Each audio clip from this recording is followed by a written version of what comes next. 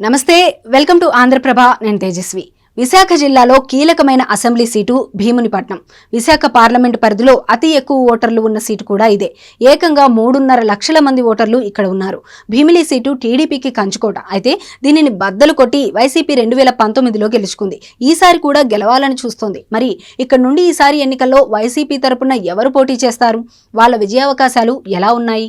భీమిలిలో గత ఎన్నికల్లో జగన్ వేవ్లో సైతం కేవలం 9,000 ఓట్ల తేడాతో అవంతి శ్రీనివాస్ గెలిచారు.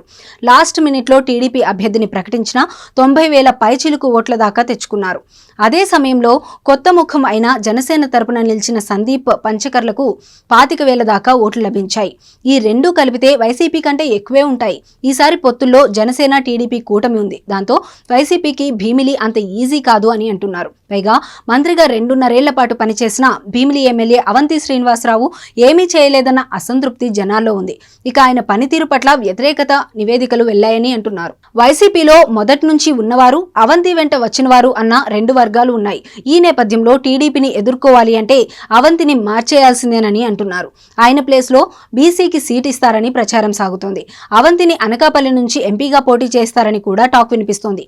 అదేవిధంగా 2019లో విశాఖ తూర్పు నుంచి వైసీపీ తరపున పోటీ చేసి ఓడిన విజయ నిర్మలకు భీమిలి నుంచి పోటీ చేస్తారని అంటున్నారు. భీమిలిలో యాదవ సామాజిక వర్గం ఓట్లు 35 నుండి 40,000 దాకా ఉన్నాయి. దాంతోపాటు ఇతర బీసీ ఓట్లు 1,50,000 పైచిలకు ఉన్నాయి. కాపుల ఓట్లు 70,000 దాకా ఉన్నాయి. దీంతో బీసీల 2 లక్షల ఓట్లతో పాటు ఎస్సీ, మైనారిటీ ఓట్ల మీద వైసీపీ కన్నేసింది. వారి అండతో మరోసారి గెలవాలని చూస్తోంది. విజయ నిర్మల గతంలో భీమునిపట్నం మున్సిపాలిటీ చైర్పర్సన్ గా పనిచేశారు. అంగబలం, అర్ధబలం కలిగిన యాదవ సామాజిక వర్గానికి చెందినవారు. విశాఖ జిల్లాలో యాదవులకు ఎక్కడా వైసీపీ టికెట్ ఇవ్వలేదు.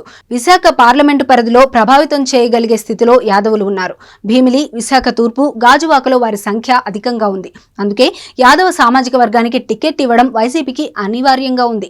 ఈ సామాజిక సమీకరణాల్లో మాజీ మంత్రి అవంతిని అనకాపల్లికి షిఫ్ట్ చేస్తారని తెలుస్తోంది. అయితే అవంతి వర్గం మాత్రం భీమిలి నుంచే పోటీ అంటోంది. ఆయన ఎంపీగా పోటీకి ఎస్ అంటారా లేదా నో చెబుతారా అన్న చర్చ సాగుతోంది.